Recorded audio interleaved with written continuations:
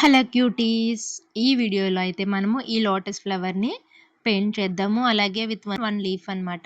So, ఇదొచ్చేసి మనం first అయితే నేను ఇట్లా వైట్ బేస్ అయితే ఇచ్చేసుకుంటున్నాను. సో, చూడండి ఇక్కడ మీకు తెలుస్తుంది కదా! ఫస్ట్ కొంచెం చాలా థిక్‌గా ఉంది.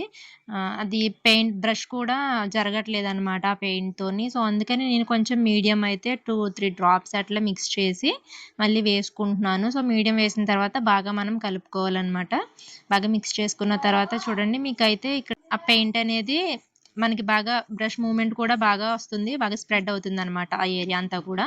సో, ఫస్ట్ వచ్చేసి అయితే కొంచెం పెయింట్ పక్కకి జరపడానికి కూడా చాలా గట్టిగా ప్రెస్ చేయాల్సొచ్చేది. ఇప్పుడైతే మనకి చాలా స్మూత్‌గా స్ప్రెడ్ అయిపోతుంది మొత్తం అంతా.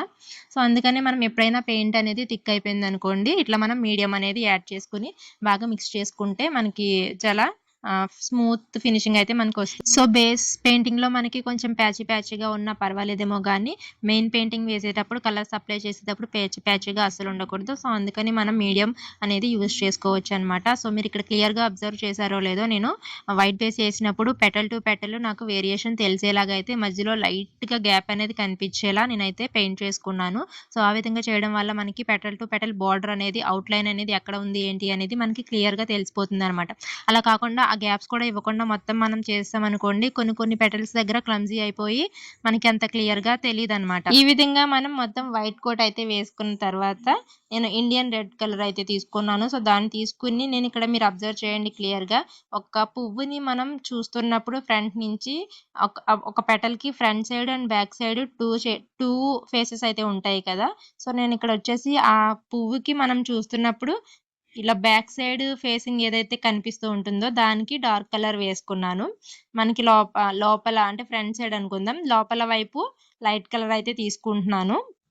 మీకు క్లియర్‌గా అర్థమవుతుంది గదా! సో, ఒక పువ్వు మనం చూస్తున్నప్పుడు రేఖలకి ముందు, వెనక భాగాలుంటాయి కదా! సో, నేను మీకు డిఫరెన్షియేట్ చేయడం కోసం ముందు కనిపించే భాగంకి ఒక రంగు, వెనక వైపు కనిపించే భాగానికి ఒక రంగు తీసుకున్నాననమాట. వెనక వైపు కనిపించేదానికి డార్క్ కలరు.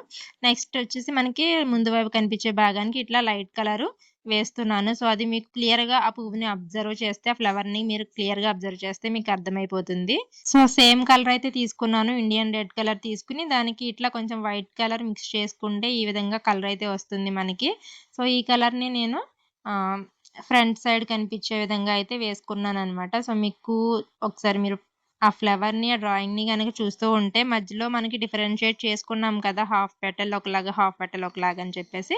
అది మనకి ఇట్లా పువ్వు ఆ రేకొచ్చేసి మనకిలా ఫ్రంట్ సైడ్ కనిపించే భాగము, అలాగే బ్యాక్ సైడ్ కనిపించే భాగము ఇలా ఒంపులుగా కనిపిస్తాయి చూడండి మనకి కొన్ని పెటల్స్.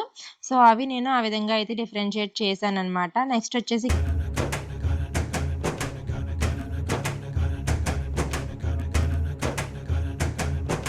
సో, ఈ మొగ్గకి నేను 2 కలర్స్ మిక్స్ చేసుకుంటూ వేసేసాను. ఇంకా లైట్ కలర్, ఇంకా డార్క్ కలర్ వచ్చేసి. సో, ఇది మన ఇష్టం ఏ విధంగా అయినా వేసేసుకోవచ్చు. పైన పెద్ద ఫ్లవర్‌కి మాత్రం ఇట్లా డిఫరెన్షియేట్ చేసి చేసుకోవచ్చు. సో, మీరు దగ్గర కలర్‌లు కూడా వేస్తే మీకింకా లుక్ అనేది క్లియర్‌గా తెలుస్తుందనమాట. అంటే పింక్, లైట్ పింకు ఇట్లా అట్లాంటి కలర్స్ వేసుకున్నారనుకోండి మీకు డిఫరెన్షియేట్ అంత బాగా కనిపించకుండా ఉంటుంది. సో, ఇక్కడ మీకు క్లియర్‌గా తెలియడం కోసం అయితే నేను ఇంత డిఫరెన్స్ తీసుకున్నాను. డార్క్ అండ్ లైట్ కలర్స్ వచ్చేసి. సో, దాని తర్వాత అయితే నేను ఇక్కడ లైట్ గ్రీన్ అయితే పెర్ల్ మెటాలిక్ గ్రీన్ ఉంటుంది కదా! దాన్ని తీసుకొని ఈ లీఫ్‌కి హాఫ్ భాగంలో అలాగే ఆ ఫ్లవర్‌కి లోటస్ ఫ్లవర్‌కి మధ్యలో ఉంది కదా! సో, అక్కడ కూడా ఈ కలర్ అయితే సేమ్ కలర్ అప్లై చేసుకున్నాను. కిందొచ్చేసి మిగిలిన భాగానికి లైట్ గ్రీను, ఇంకా స్టెమ్స్‌కి కూడా సేమ్ అదే లైట్ గ్రీన్ అయితే వేసేసుకున్నాను. ఇలా పువ్వుకి మధ్యలో వచ్చేసి వైట్ కలర్ తీసుకొని చిన్న చిన్న డాట్స్ కింద అయితే పెట్టేసాననమాట. ఇప్పుడు ఇంకా ఫైనల్‌గా 3 అవుట్‌లైనర్స్ తీసుకోవాలనమాట. 3 అవుట్‌లైనర్ నేను ఫస్ట్ సిల్వర్ కలర్ తీసుకున్నాను. సిల్వర్ కలర్ వచ్చేసి ఈ విధమైన డబ్బాలో ఉంది. ఇది గ్లిట్టర్ కోను. అంటే ఇందులో మెరుపులుంటాయి కదా! సో, మనకి ఫస్ట్ అయితే ఈ విధంగా అప్లై చేసినప్పుడు ప్లెయిన్‌గా ఉంటుంది. అంటే వైట్ కలర్‌లో కనిపిస్తుంది. అది డ్రై అయిపోయిన తర్వాత మనము సిల్వర్ తీసుకుంటే సిల్వర్, గోల్డ్ తీసుకుంటే గోల్డ్, ఏ కలర్ తీసుకుంటే ఆ కలర్ మనకు కనిపిస్తుందనమాట. సో, ఫస్ట్ అయితే నేనిప్పుడు సిల్వర్ కలర్ తీసుకున్నాను. ఇది డ్రై అయిపోయిన తర్వాత మనకి బాగా కనిపిస్తుంది కలర్ అనేది. కాకపోతే ఈ బాటిల్‌తో వేసినప్పుడు మనకి చాలా అంటే నాకు వేయడం కూడా అంత అనిపించలేదనమాట. చూడండి మొత్తం అంతా కూడా ఫ్లోయింగ్ ఒకేలా రావట్లేదనమాట. అక్కడక్కడ స్టాప్ అయితూ వస్తున్నట్టు వస్తుంది. సో నేను సేమ్ సిల్వర్ కలర్ కోన్‌తోనే ఈ ఆకు ఏదైతే ఉందో దానికి మధ్యలో ఇట్లా చిన్న చిన్న డాట్స్ కింద పెట్టేసి దానిపైన ఈ మనకి ఆరి అండ్ మగ్గం వర్క్ లో యూజ్ చేసే బీడ్స్ అయితే ఉంటాయి కదా గోల్డెన్ కలర్వి. సో వాటిని షుగర్ బీడ్స్ అంటారు కదా, వాటిని అయితే యూజ్ చేసి అట్లా డాట్స్ కింద పెట్టేశాను. ఇంకా మిగిలిందంతా కూడా ఈ విధంగా ఎల్లో కలర్ 3D అవుట్లైనర్ అని అయితే ఇచ్చేసాను అనమాట. కానీ ఇంకొక బాటిల్లో ఉంటాయి చూడండి 3D అవుట్లైనర్స్. అవి అందులో గ్లిటర్స్ ఉండవు, అంటే మెరుపులు ఉండవు, కానీ అవి ప్లెయిన్ కలర్స్ అనమాట. అవి మనకి చాలా బాగా యూజ్ అవుతాయి. అండ్ తంజావూర్ పెయింటింగ్ లో కూడా యూజ్ చేసేవి అవే gold colour plain 3D outliner use చేస్తారు. సో ఇప్పుడు చూడండి ఈ బాటిల్లో ఉంటాయి. సో నాకు ఈ బాటిల్స్ లో 5 వచ్చాయి, కానీ ఇందులో నాకు గోల్డ్ కలర్ అయితే రాలేదనమాట. గోల్డ్ కలర్ వచ్చేసి గ్లిట్టర్ దాంట్లోనే వచ్చింది. సో అందుకనే నేను దాన్ని వేరే దానికి యూజ్ చేద్దామని అన్నట్టు దీనికి యూజ్ చేయకుండా ఓన్లీ సిల్వర్ కలర్ అయితే అవుట్లైన్ ఇచ్చేసాను. సో ఇప్పుడు ఎల్లో కలర్ 3D అవుట్లైనర్ అయితే తీసుకుని ఈ విధంగా నేను ఇక్కడ అవుట్లైన్స్ అనేది ఇచ్చేస్తున్నాను ఆ మొగ్గకి, ఇంకా ఈ లోటస్ ఫ్లవర్ కి కూడా. నాకు ఈ అవుట్లైనర్ బాటిల్ ఏదైతే ఉందో సో ఇవి బాగా నచ్చినాయి అనమాట. అంటే మనకి లైన్స్ కూడా బాగా నీట్ గా వస్తున్నాయి, సన్నంగా వస్తున్నాయి. ఆ ముందు వేసిన బాటిల్ ఏదైతే ఉందో గ్లిట్టర్ది, అది చాలా వేయడానికి చాలా ఇబ్బందిగా ఉంది. ఇలా మొత్తం అంతా అవుట్లైనర్ వేసేసుకున్న తర్వాత నాకైతే ఒక డౌట్ వచ్చిందనమాట.